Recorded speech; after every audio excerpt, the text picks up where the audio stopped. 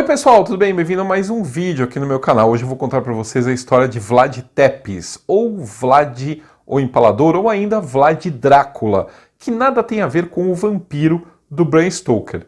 Aliás, até tem. Ambos eram muito cruéis. Imaginem a seguinte cena. Em 1462, os otomanos, eles invadiram a Valáquia e se depararam com uma visão, com uma cena aterrorizante. Uma floresta de empalados. Eram cerca de 20 mil estacas com corpos de pessoas enfiados nelas. Esse gesto horrendo fazia parte de uma guerra psicológica cruel e foi muito eficaz. Na época, o voivode da Valáquia, ou soberano da Valáquia, era o Vlad Tepes, que é o famoso Vlad Drácula, como eu já comentei no início. O seu nome, ele ecoaria durante séculos por todos os tipos de atrocidade que lhe foram atribuídas, a ponto de servir de inspiração ao monstro horrendo da ficção. Embora haja certos exageros dos seus inimigos a respeito da sua conduta, não há dúvida de que ele fez coisas muito cruéis. E é sobre ele que o vídeo de hoje vai tratar. Mas antes disso, não se esqueça de dar uma olhada se você continua inscrito aqui no canal. Às vezes o YouTube te desinscreve, também às vezes o YouTube tira o sininho, né? Então dá uma olhada se você continua inscrito no canal, se o sininho está ativado. E quem não é inscrito, por favor, se inscreva para receber os novos vídeos aqui do canal. E para ajudar aqui o canal, você pode se tornar membro do canal, tem aí o link aqui embaixo para se tornar membro, ajudar financeiramente a manter o canal, ou então tem outras maneiras muito mais simples para ajudar aqui o canal. Compartilhe esse vídeo ou outros que vocês gostaram aqui e não se esqueça de dar like, dislike e seus comentários, isso ajuda muito o canal, tá legal? Vamos ao vídeo de hoje. Vocês se lembram do vídeo sobre a queda de Constantinopla que eu fiz para vocês, que está aqui no canal? Pois é. A época do Vlad é a mesma da queda de Constantinopla e vocês vão ver que as histórias estão interligadas e os personagens também. No vídeo sobre Constantinopla, eu disse que o Império Otomano, antes de tomar o restante do Império Romano do Oriente, ele já vinha se expandindo em direção à Europa pela região da Hungria, né, dos Balcãs e subindo para a Hungria. O Principado da Valáquia, que era governado pela família do Vlad Drácula, estava numa situação muito difícil. Geograficamente, a região ela ficava entre o que era, na época, o Reino da Hungria e a região ocupada pelo Império Otomano. Ambos eram muito mais fortes e poderosos do que a Valáquia. E os monarcas desses dois países, eles subornavam facilmente os boiardos, os senhores feudais da região, o que levava a muitas tensões internas e minava o poder dos governantes da Valáquia. O avô do Vlad Drácula era o Mircea o Velho. O Mircea era um homem bastante poderoso e governou a Valáquia por 32 anos. Ele derrotou os otomanos várias vezes, sendo a batalha mais famosa a de Rovine, no ano de 1395. Entretanto, depois da morte do Mircea, em 1418, vários príncipes sucederam no trono da Valáquia e o país foi se enfraquecendo politicamente e militarmente. O Vlad II Dracul era filho do Mircea o Velho e se tornou governante da Valáquia em 1436, com a ajuda dos húngaros. O Vlad II Dracul era o pai do nosso Vlad Drácula, ou Vlad Tepes, que nasceu em 7 de dezembro de 1431. O Vlad II Dracul chegou ao trono tendo que fazer o mesmo que os seus antecessores, balancear a sua política entre os dois poderosos vizinhos. Tecnicamente, o príncipe da Valáquia era oficialmente um vassalo do rei da Hungria. Inclusive, o Vlad II era membro da Ordem do Dragão. A Ordem do Dragão era uma ordem de cavalaria de nobres cristãos da Europa Central e dos Balcãs, que lutavam contra os otomanos. Ela foi criada em 1408 pelo rei da Hungria, Sigismundo, e tinha como símbolo a imagem de um dragão circular com sua cauda enrolada em torno de seu pescoço. O Vlad II, o pai do nosso Vlad Drácula, era tão orgulhoso, mas tão orgulhoso de pertencer a essa ordem, que ele acabou incorporando o dragão ao seu brasão e adicionou o Dracul ao seu nome. O termo vem de Draco em latim, e Dracul é dragão em romeno. O filho dele, o Vlad Drácula, ele acabou tomando o nome de Draculea, que significa filho do Dracul, ou filho do dragão. Só que Dracul também pode ser diabo, então poderia ser filho do diabo, ou isso foi depois criado, né, posterior ao Drácula e as suas atrocidades. Apesar da vassalagem do príncipe da Valáquia aos reis da Hungria, desde a época do Vlad II, a Valáquia era obrigada a pagar tributo para o sultão do Império Otomano. O Vlad II foi obrigado a renovar o pagamento desses tributos ao mesmo tempo que buscava um equilíbrio entre os seus vizinhos. Em 1442, o Vlad ele tentou permanecer neutro quando os turcos invadiram a Transilvânia. Eles acabaram sendo vencidos pelos húngaros, que se vingaram de Vlad II, depondo ele e a família do trono da Valáquia. Em 1443, o Vlad II ele conseguiu retomar o seu trono, dessa vez com a ajuda do sultão Murad II, pai do Maomé II, que havia tentado tomar Constantinopla e tinha desistido, e o filho dele, o Maomé II, é que vai conseguir a façanha. Esse retorno do Vlad II para o trono da Valáquia teve um custo grande. Ele teve que deixar os seus 2 filhos como reféns em Erdini, a então capital do Império Turco. Lá, as crianças ficaram reféns do Murad II, o sultão. E além disso, ele teve que renovar o pagamento dos tributos e atualizar os valores que devia para os otomanos. O Vlad Drácula, ele tinha 11 anos em 1442, quando virou refém junto com seu irmão, e acabou crescendo entre os turcos, aprendendo a língua turca e os costumes do povo otomano. Enquanto ele e o irmão estavam sob domínio dos turcos, o Vlad II, Dracul, morreu, foi assassinado em 1447. E assim o Vlad Tepes acabou virando um potencial herdeiro do trono da Valáquia. Com a ajuda dos otomanos, o Vlad Tepes chegou ao trono, mas ele foi deposto meses depois pelo João Corvino, que era o regente da Hungria. De 1447 até a queda de Constantinopla em 1453, o Vlad Tepes ele conseguiu fazer as pazes com os inimigos da sua família, principalmente com o João Corvino. O príncipe que o João Corvino tinha colocado no lugar do Vlad Tepes, lá no trono da Valáquia, havia mudado de lado e estava fazendo aliança com os otomanos. Isso desgostou o regente da Hungria. Quando os turcos tomaram Constantinopla, o João Corvino e o Vlad Tepes, eles invadiram conjuntamente os domínios otomanos nos Balcãs e em outras regiões. O João Corvino ele acabou morrendo na Batalha de Belgrado durante a invasão à Sérvia.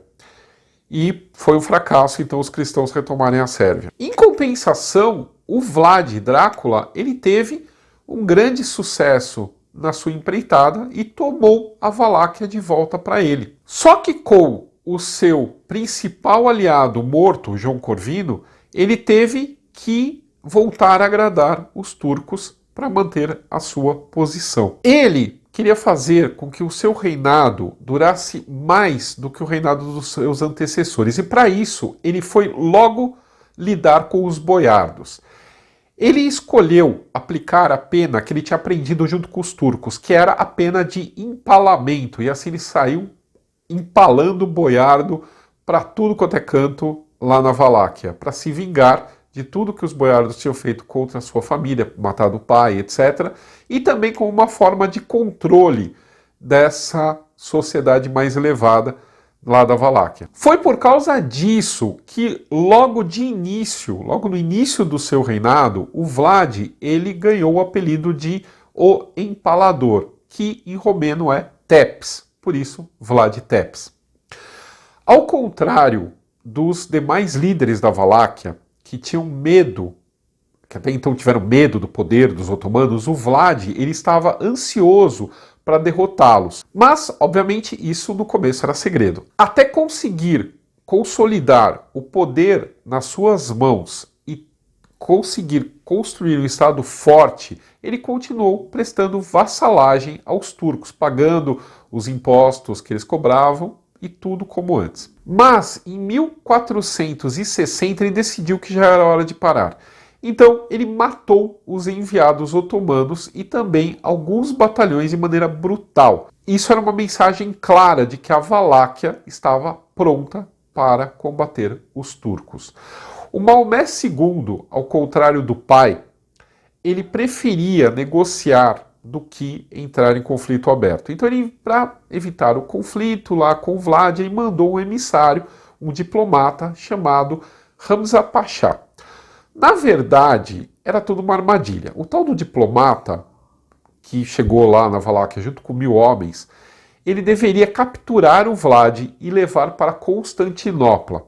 Só que o plano falhou porque o Vlad descobriu tudo e acabou matando todo mundo. Lembram que eu disse que o Vlad ele tinha ficado refém dos turcos e ele aprendeu a língua? Pois é, ele usou tanto a língua quanto os costumes para capturar a fortaleza de Giurgiu, que ficava na Valáquia, mas estava sob o poder dos otomanos. Ele se fez passar por turco, junto com alguns dos seus homens, ele conseguiu entrar na fortaleza, matou toda a guarnição e tomou a fortificação para si. Depois disso, ele resolveu invadir a Bulgária, que também estava sob domínio turco, e saiu saqueando e matando pelo país afora.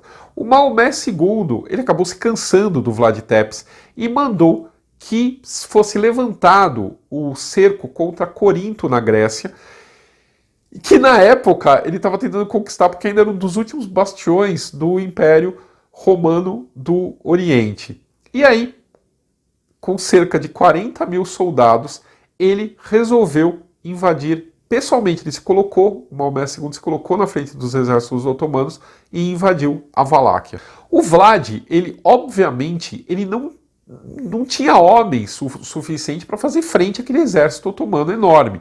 Então, o que ele fez? Ele decidiu que ia partir para a guerra de guerrilha, já que ele não podia partir para a guerra aberta. As táticas do Vlad se baseavam em quebrar psicologicamente o inimigo. O Vlad, ele seguiu uma técnica de terra arrasada. Ele saiu queimando plantações e envenenando poços e atacando os otomanos sempre que tinha uma oportunidade. Mais de uma vez, ele usou os seus conhecimentos da língua turca para se infiltrar no campo otomano, buscando informações a respeito das próximas ações do exército e das ideias do sultão.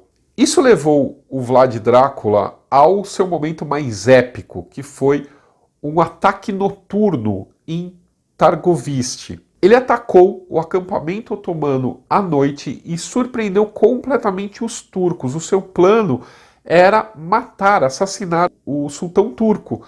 Só que não deu certo, porque ele entrou na tenda errada.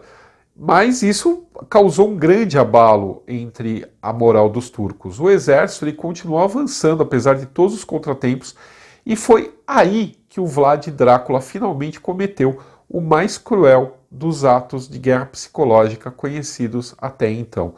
Quando o exército otomano se aproximava da cidade vazia de Tergoviste, ele montou uma verdadeira floresta de 20.000 cadáveres empalados. O Vlad, ele empalou os prisioneiros otomanos dos ataques e das escaramuças que ele havia montado e várias outras pessoas.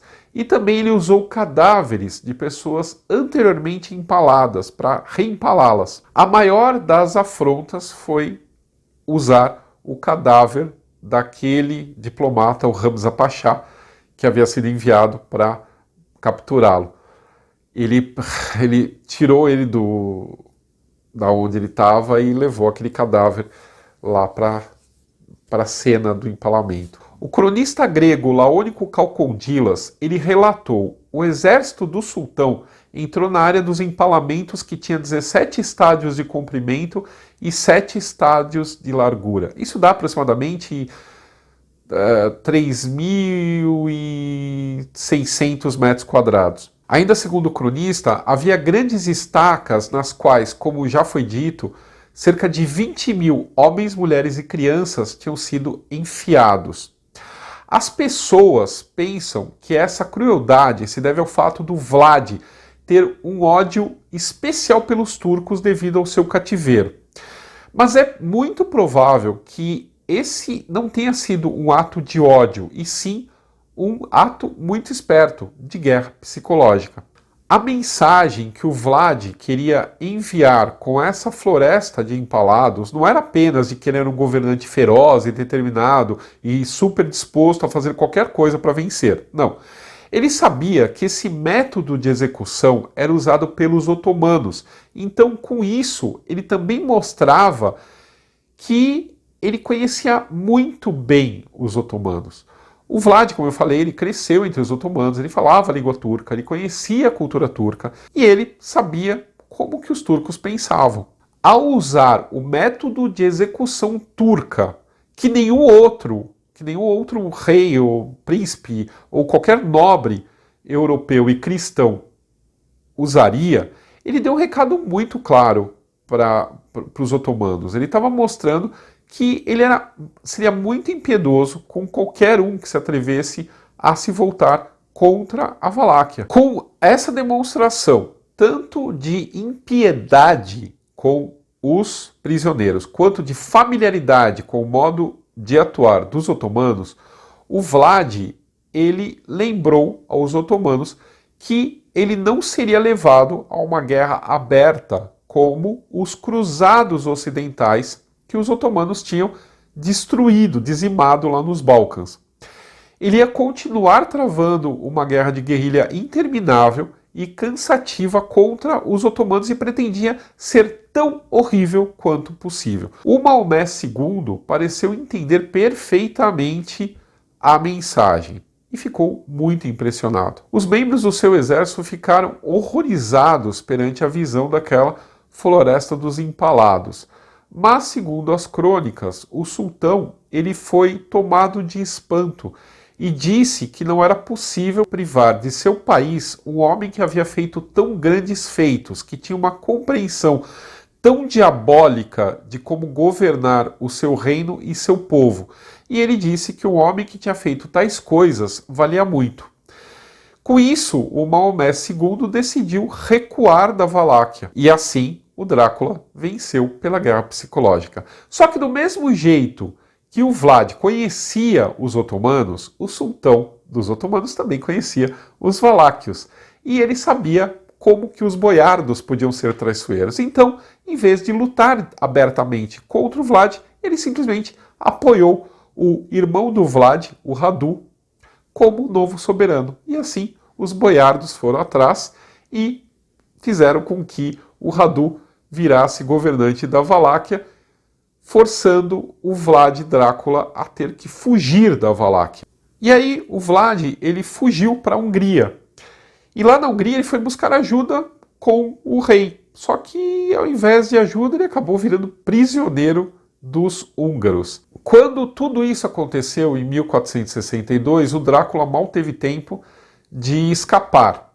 E a mulher dele não teve a mesma sorte que ele. Ela estava no castelo quando os otomanos chegaram e para não se render aos otomanos, ela acabou se matando. E daí viria então a história de que ele teria amaldiçoado a Deus pela perda da esposa e tudo aquilo que aparece no mito do Drácula. Mas a realidade era bem diferente. Ele passou 12 anos prisioneiro entre os húngaros e acabou voltando às boas graças do rei da Hungria, inclusive casando-se com uma irmã do rei da Hungria, com quem teve 2 filhos. Em 1474, já liberto, o Drácula ele começou a preparar a retomada da Valáquia. Ele invadiu o país com uma grande força em 1476, mas em 14 de dezembro de 1476, durante uma batalha contra os turcos em Bucareste, o Drácula acabou sendo morto. A sua cabeça foi decepada e enviada para o sultão Maomé II, lá em Constantinopla. O que o sultão fez? Enfiou a cabeça do Drácula numa estaca e ficou lá por anos, observando a decomposição do seu inimigo. E depois a caveira ficou lá para lembrar o que restava aos inimigos dos otomanos. Essa é a história real do Drácula. O resto tudo é invenção do Bram Stoker, que, obviamente, se apropriou de ideias, de lendas irlandesas sobre vampiros, do próprio nome do Drácula, mas também de uma outra personagem que era parentada com o Drácula, a condessa Elizabeth Bathory, que entrou para a história como a Condessa de Sangue e cujo tio-avô, Stephen Bathory, ajudou a invadir a Valáquia junto com o Drácula em 1476. Sobre a Bathory, tem um vídeo aqui no canal onde eu conto a história da Condessa de Sangue para vocês. Tá legal? Um abraço, até o próximo vídeo. E não esqueçam aí dos comentários e dos likes e de compartilhar esse vídeo com quem vocês acham que vai gostar dele. Tá legal? Um abraço, até mais.